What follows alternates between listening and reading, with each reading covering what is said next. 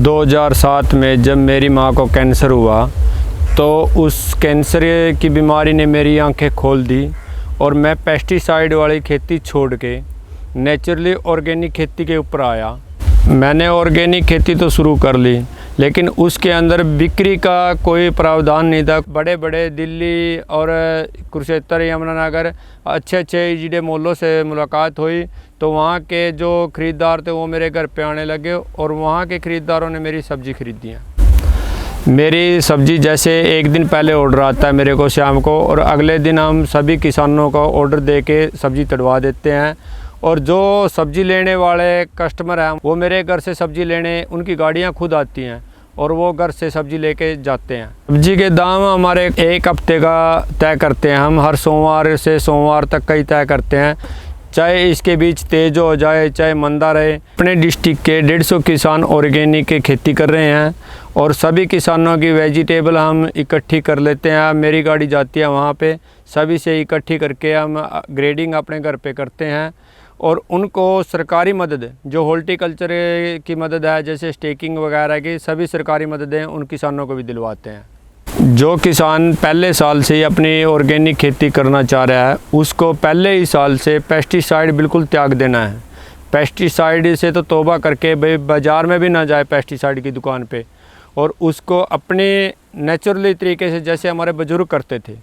हमारे बुज़ुर्ग क्या पेस्टिसाइड की दुकान पे जाते थे कभी? वो अपने तरीके से करते थे, जितना पैदा होता था खा लेते थे। अब ये चीज़ लेके चलेंगे भी गेहूँ 60 मन निकालनी है, कोई ज़रूरी थोड़ी है 30 मन निकलेगी, अच्छे दामों में बिकेगी, तो उसका 60 मन का क्या बेनिफिट मिलेगा अगर 30 मन का इतना ही रेट मिलेगा, कोई पेस्टिसाइड नहीं डालना। लेकिन इसके अंदर अपने हमारे को घर में दूध भी चाहिए। अगर एक देसी गाय पाल लेंगे हम, दूध तो पीना ही है, देसी गाय का दूध भी बहुत बढ़िया चीज़ है, और उससे गौमूत्र, जो जीवामृत, घन जीवामृत, ये चीज़ें तैयार करो। और एक गाय से 30 किलो की खेती भी कर सकते हैं हम।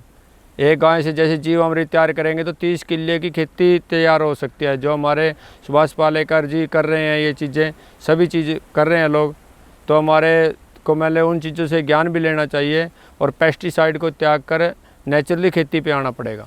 इसके अंदर जैसे हमारे को केंचुआ यूनिट, कंपोस्ट तैयार करने की यूनिट लगाओ छोटी सी, और उससे केंचुए का खाद जो कंपोस्ट तैयार होएगा वो डालो। केंचुए का अर्क भी निकलता है, जैसे हमारा स्प्रे करना है उसके अंदर अच्छी फसल लेनी है तो स्प्रे भी कर सकते हैं उसको।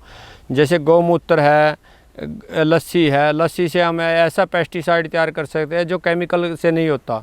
हम लस्सी से तैयार करने के बाद उसको 20 दिन 22 दिन सड़ाने के बाद तांबे के तार डाल के उसको स्प्रे करेंगे तो कोई भी बीमारी नहीं आएगी उसके अंदर।